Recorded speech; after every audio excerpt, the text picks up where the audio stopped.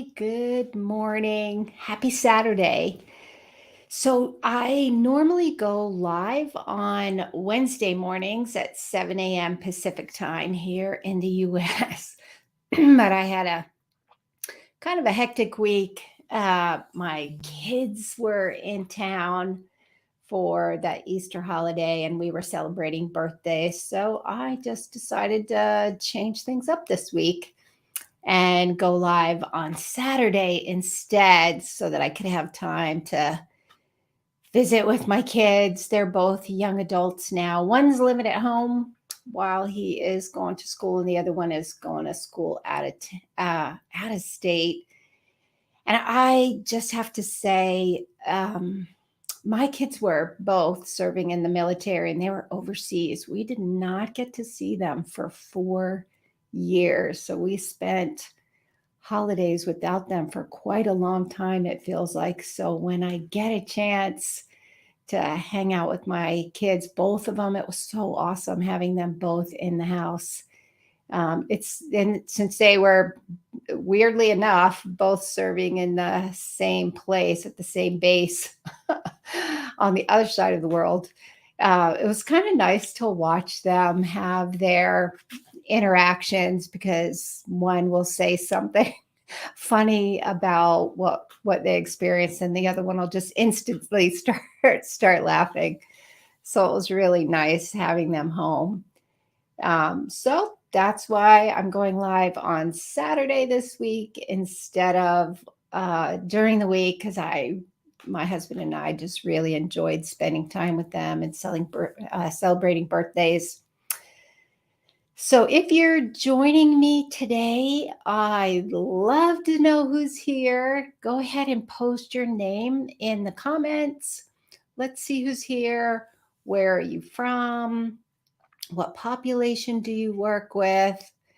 And I would love to know what questions you might have about family play therapy or integrating parents in. So post that in the comments. I'd love to hear your experiences. Post that in the comments. So let's go ahead and get started. So the way that I look at the work that we do as mental health professionals working with children, adolescents, and families, I look at that work as our goal.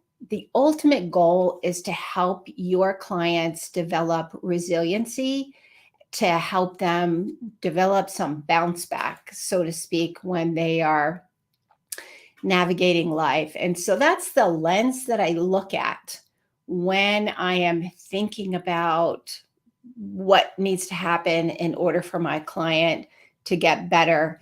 And when I'm providing, I have an online supervision group for people learning how to use play therapy. And one of the things that I'm constantly challenging people to do is what's going on?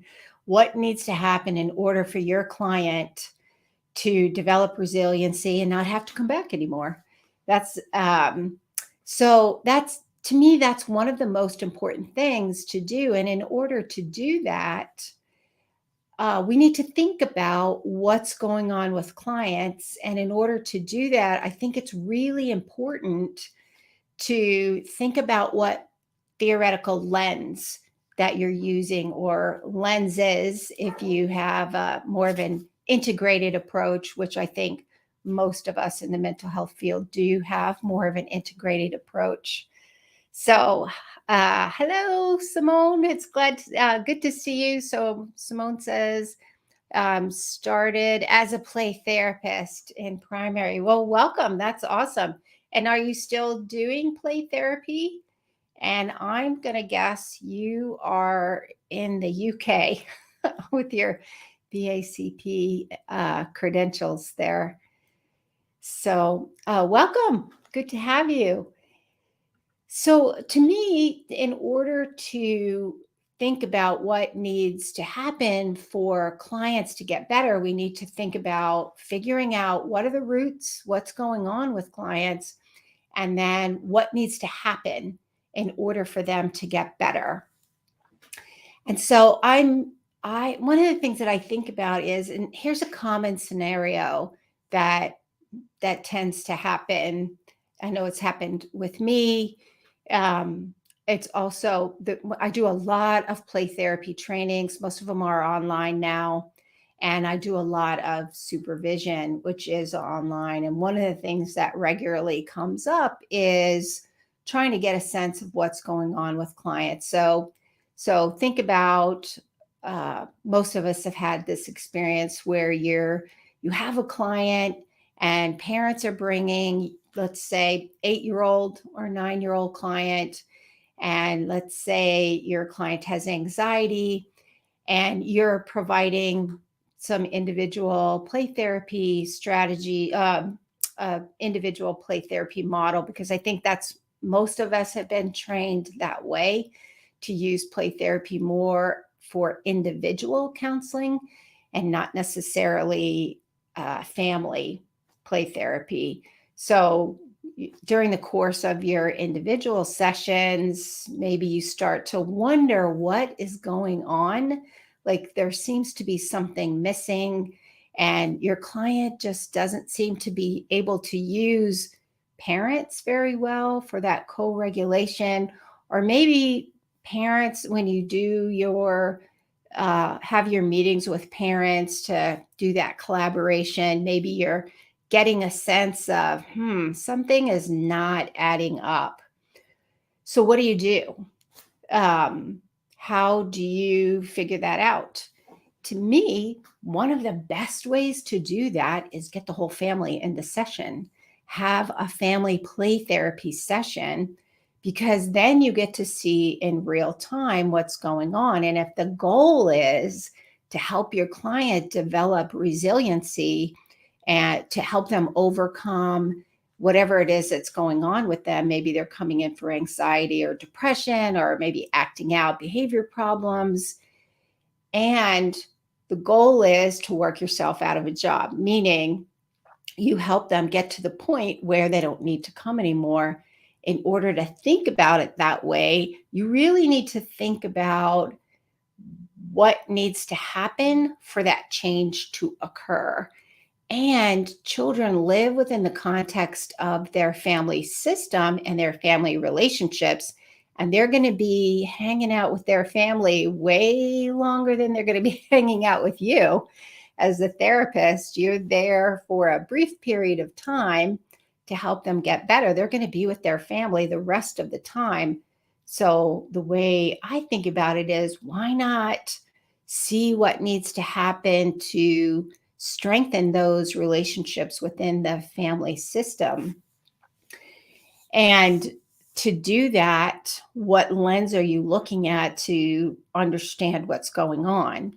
I like to use a neuroscience and attachment lens with some family systems theory in there to help me understand what's going on with my client individually, like the client in and of him or herself, as well as how do those relationship patterns get, what are those relationship patterns, and how do those influence or support in a helpful way, be supportive, or maybe even they kind of reinforce the things that need to change. So, in order to do that, really having the whole family in there, or at least parts of the family system, can give you so much information. I remember years ago, I was working with a family. There had been a divorce. Their parents weren't getting along. They kind of were fighting things out through the court system with custody and visitation. And one parent was always mad at another parent.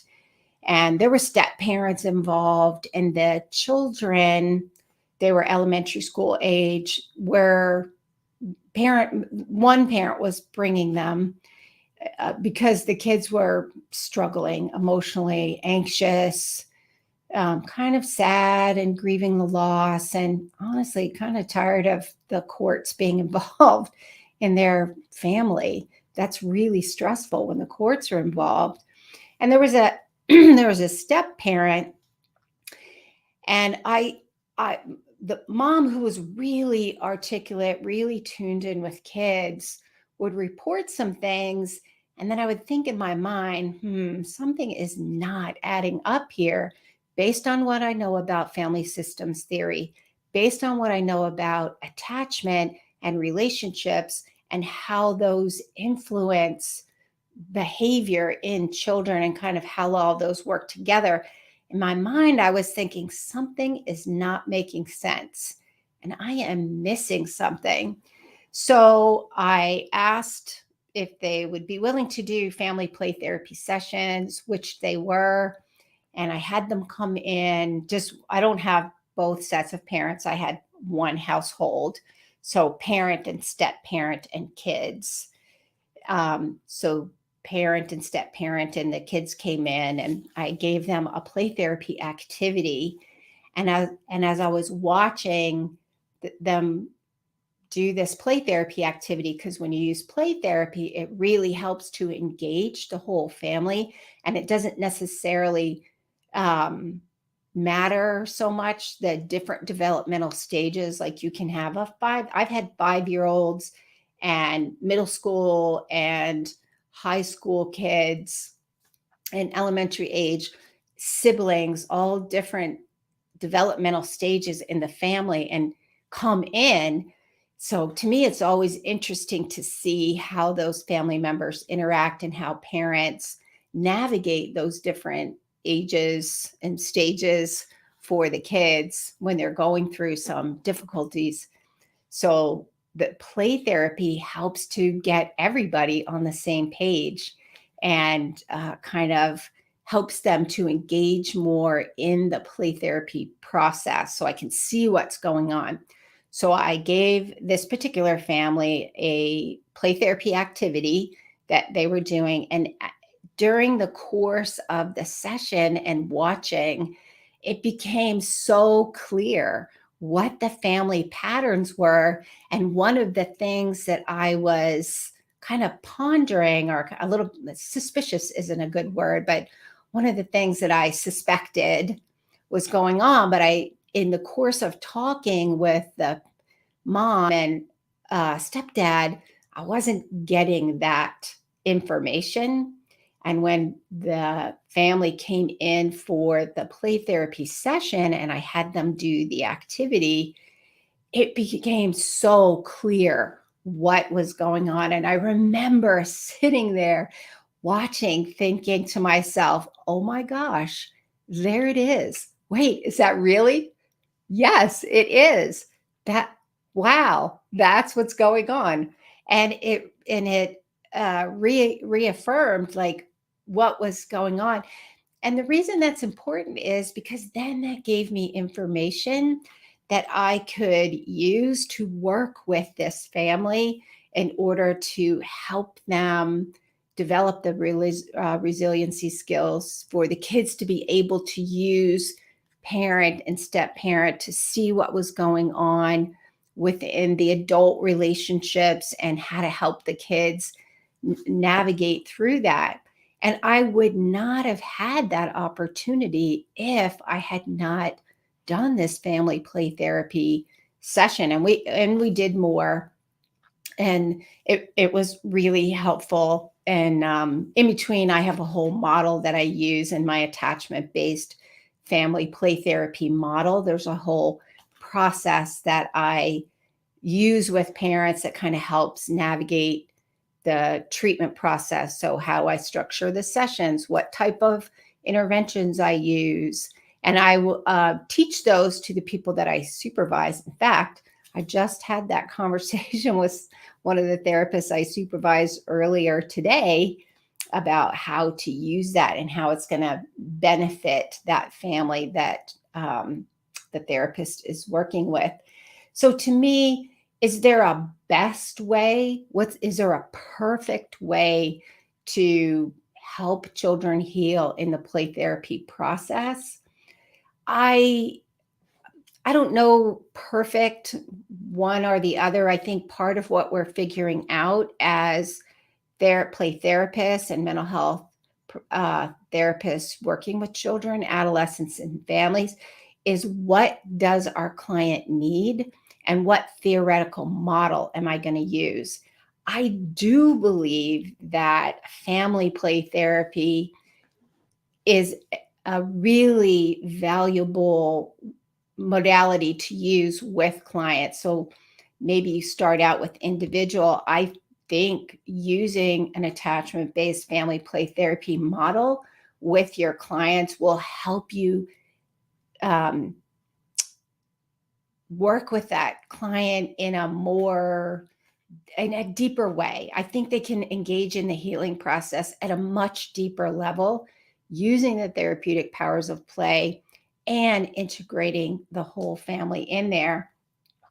And I know it can be a little daunting when I'm providing when I'm providing supervision. I always bring it up.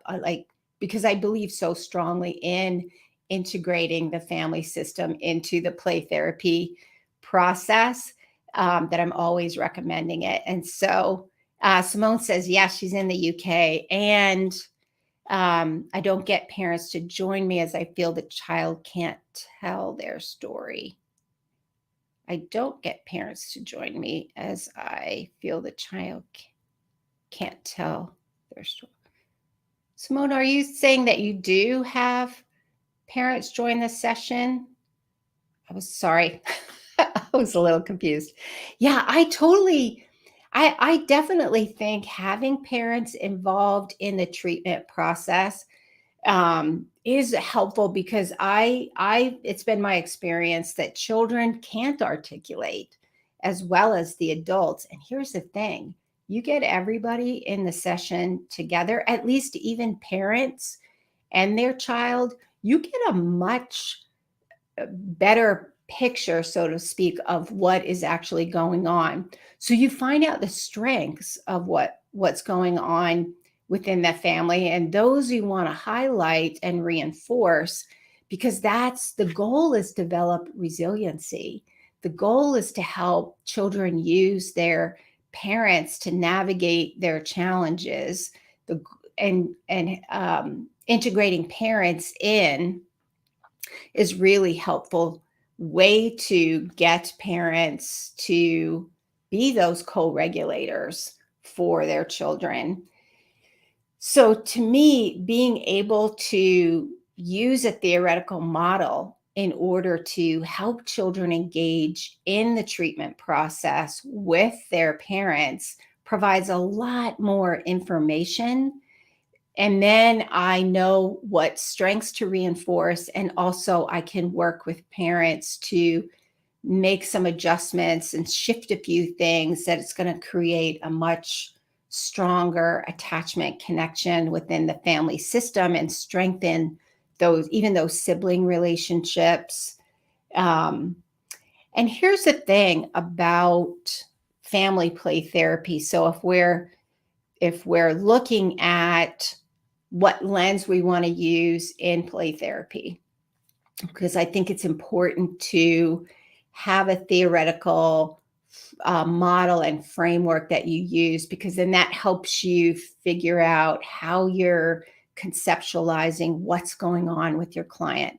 So if I'm using an attachment and neuroscience lens, then what I'm going to be doing is I'm going to be thinking about the belief systems that might be underlying some of the behaviors that I'm seeing in my clients. So maybe anxiety or depression or acting out problems.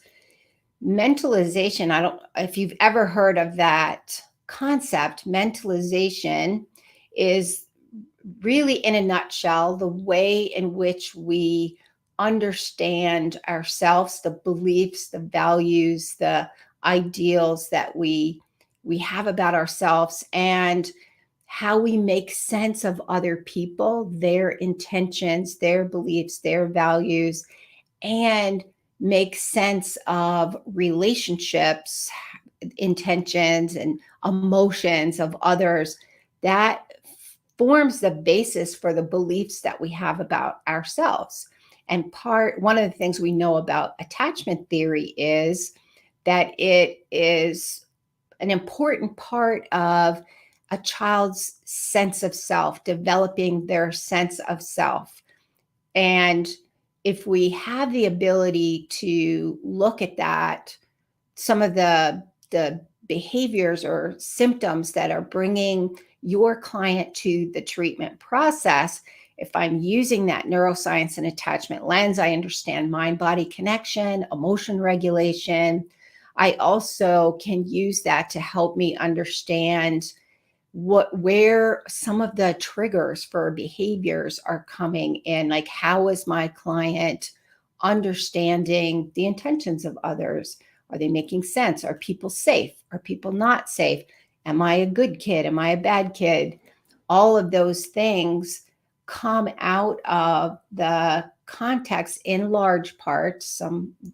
It plays a big role in that, in those attachment relationships, and understanding neuroscience. So, like a child who struggles with emotion dysregulation, maybe they have ADHD with a big hyperactivity, and part of the executive functioning piece is emotion dysregulation.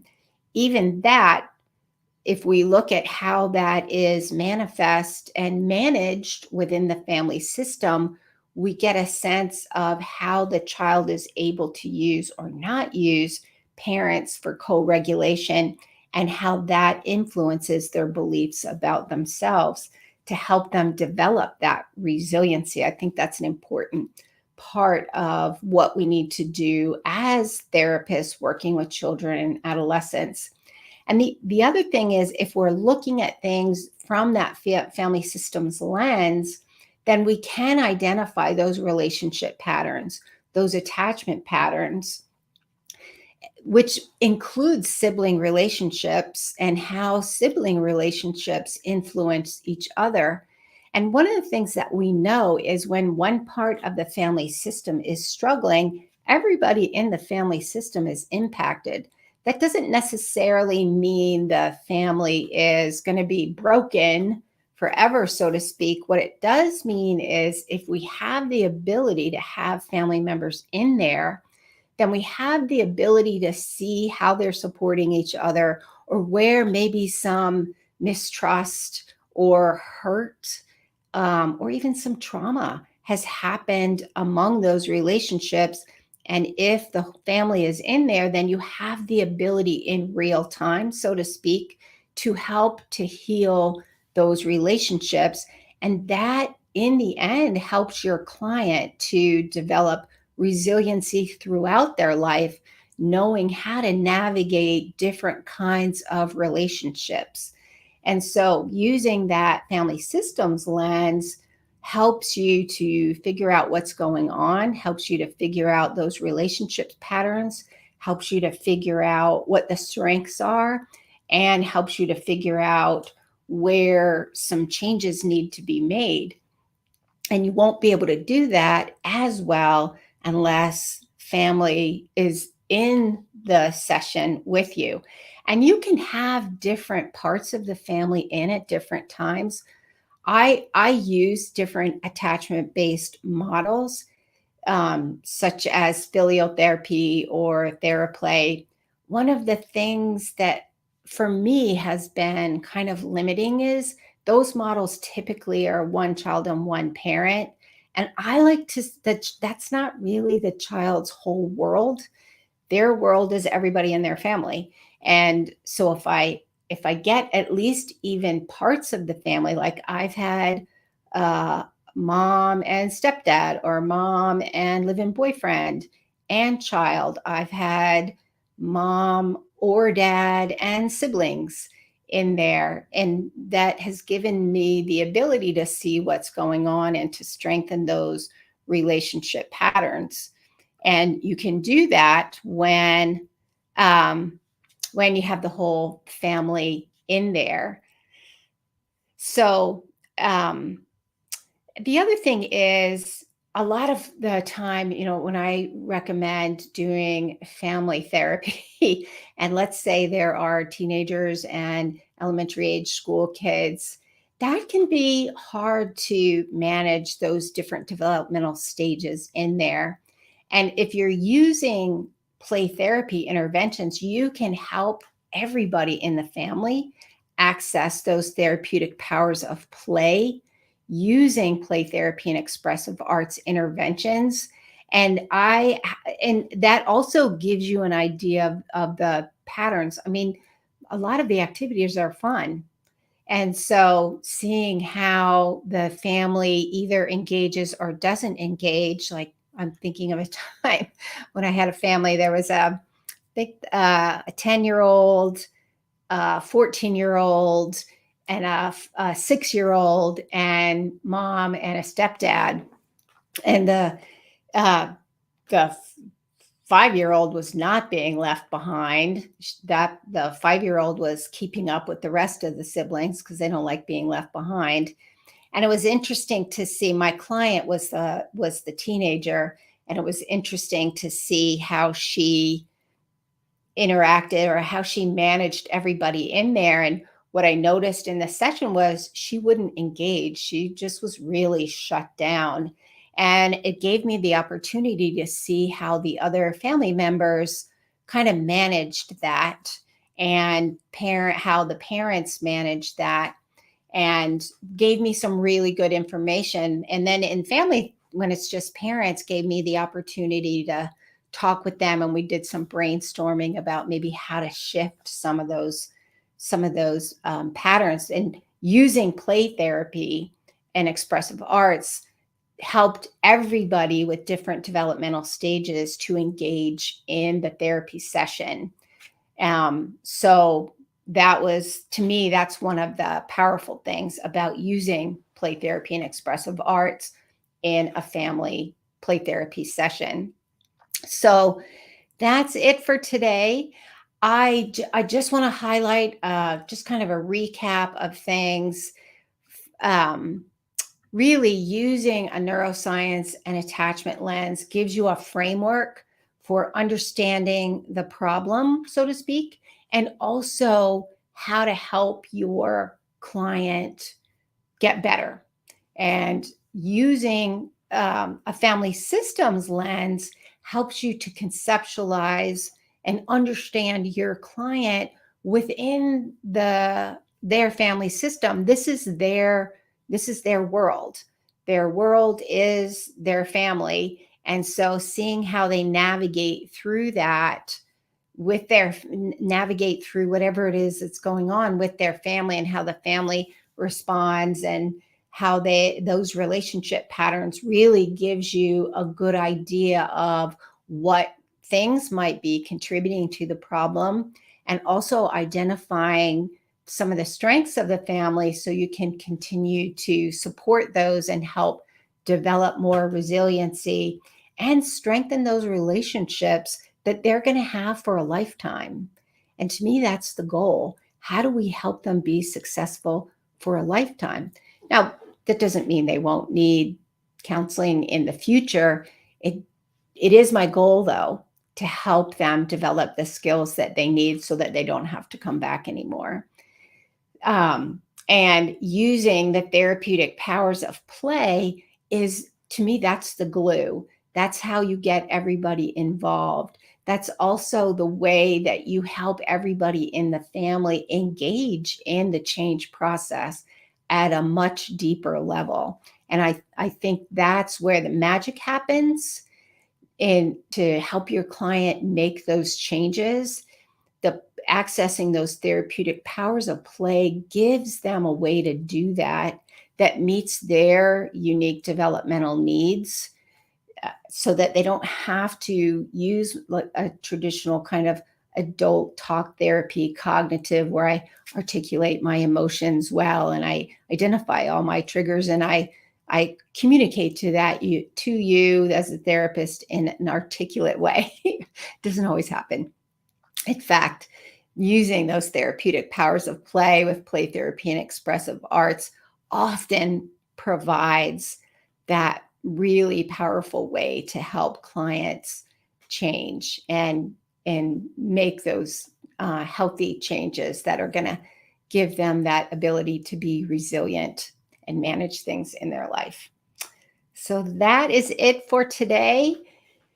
And so if you're watching on the replay, go ahead and post your name in the comments where you work. I'd love to have your feedback. So I'm Kathy Spooner. If you're not familiar, I forgot to say this earlier. I'm Kathy Spooner. I'm a licensed clinical social worker and a registered play therapist supervisor here in the United States with almost 30 years experience working in the mental health field. Prior to that, I was a special education teacher working with elementary age children in a self-contained center for children who had emotional problems. So during that time is when I learned about play therapy, and I am just passionate about helping other child and adolescent therapists use play therapy, not only just use it.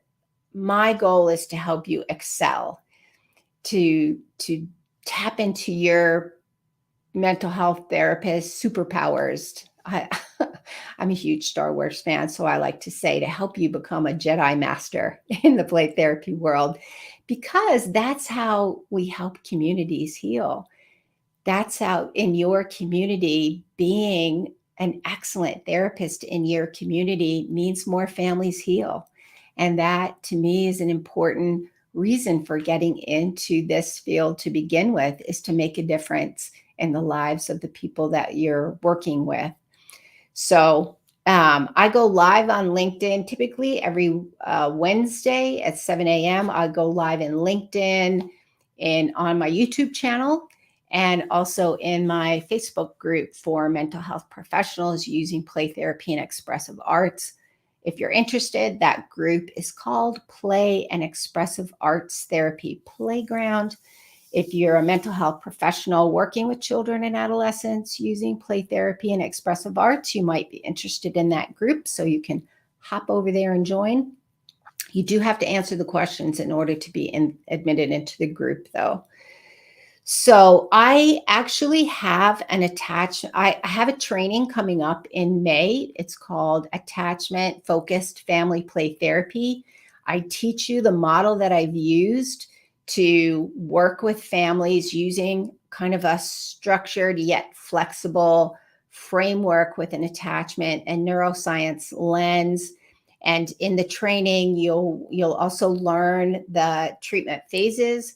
You'll learn the framework, how to integrate parents. You'll also learn what kind of interventions that you want to think about using for each phase of the treatment process, because each phase is going to target specific things with the family that you're working with. And also you'll learn lots and lots and lots of play therapy activities to use with your clients that you can use right away. So if you are interested in that training, it's called Attachment Focused Family Play Therapy. You can find more information out about the training on my website, which is rrhcounseling.com/courses. And today is the last day for the early bird discount. If you're interested in a 20% discount, here's the code that you can use at the checkout page. You'll have to sign up and pay prior to midnight Pacific time today, April 23rd, here in the United States, where it's April 23rd. So I hope I see you there, and I will see you next time. Bye.